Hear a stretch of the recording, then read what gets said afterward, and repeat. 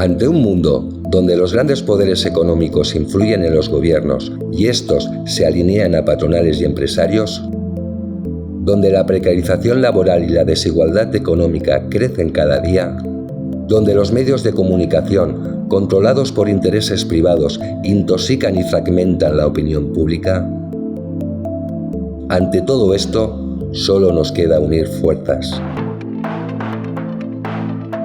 ¿Te imaginas una organización capaz de hacer frente al gobierno, patronal y a las empresas?